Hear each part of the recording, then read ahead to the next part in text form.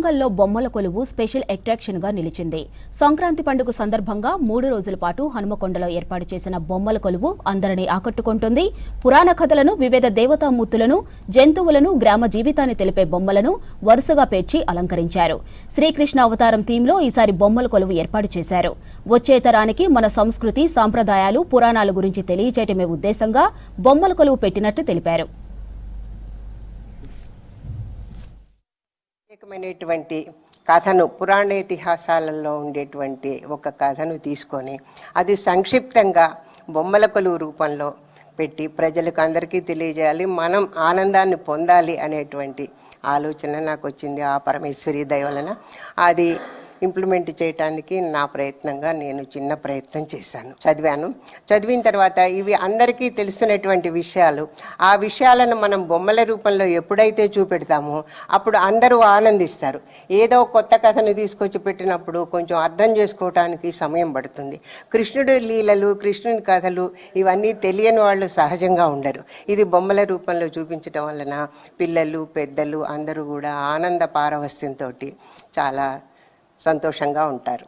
భాగవతంలోని భాగాలు నాకు చాలా నచ్చినాయి. అందులో ఇవి అందరికీ తెలిసినవి కాబట్టి తొందరగా అర్థం చేసుకోగలుగుతారు. మొట్టమొదట కృష్ణుడి జననాన్ని తీసుకున్నాను. ఆ కృష్ణుడు జన్మించే ముందు కంసుడు దేవకీదేవి యొక్క చెల్లెలు, కంసుడి యొక్క చెల్లెలు, ఆమెకు 8వ గర్భంలో జన్మించేటువంటి పుత్రుడితోటి ఆయనకు చంపబడతాడనేది తెలుస్తుంది. కృష్ణుడు లీలలు తెలియని వాళ్ళు మనలో ఎవరూ లేరు.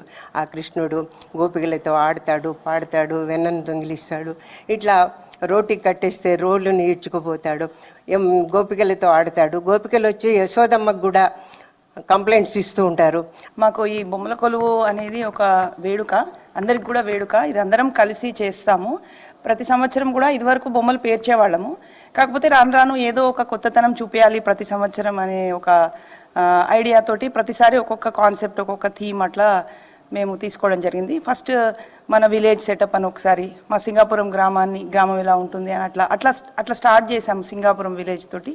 దాని తర్వాత ఎటైనా టూర్స్కి వెళ్ళినప్పుడు తిరుపతికి వెళ్ళామనుకోండి, తిరుపతికి వెళ్ళినప్పుడు అక్కడ చూసిన దృశ్యాలని ఇక్కడ మనము 7 కొండల రూపంలో, వెంకటేశ్వర స్వామి రూపంలో, హుండీ రూపంలో అట్లా అట్లా అట్లా అట్లా మేము చేసాం. వేములవాడ కూడా ఒకసారి, వేములవాడకి వెళ్ళినప్పుడు వేములవాడ అని ఈ సంవత్సరం వేములవాడ, అట్లా మాకు జరుగుతున్న ఏవైతే ఉన్నాయో లైఫ్ సీక్వెన్సెస్ అవే మేము చూపిస్తున్నాము. తెలంగాణ ఉద్యమం టైంలో కూడా తెలంగాణ మ్యాప్ వేసి, తర్వాత సమ్మక్క సారక్క, తర్వాత తెలంగాణ జిల్లాలలో ఉన్నటువంటి ప్రత్యేకతలు అన్నీ కూడా మేము ఒకసారి బొమ్మల కొలువు రూపంలో చూపించాము.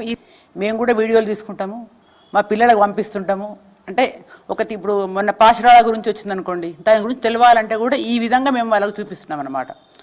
చాలా సంతోషం అనిపిస్తుంది. ప్రతిసారి మేము కూడా మిస్ కాకుండా తప్పకుండా వచ్చి చూసి వీడియోలను తీసుకొని వెళ్తుంటాం. విషయాలు మాకే కాదు పిల్లలకు కూడా చాలా విషయాలు, పురాతన చాలా అంశాలు అన్నీ ఉన్నాయి. మా పాప కూడా చాలా, అసలు ఎన్నో విషయాలు తెలిసినాయి మాకైతే. మేడం కానీ చాలా అన్నీ చాలా బాగా పేర్చారు అసలు.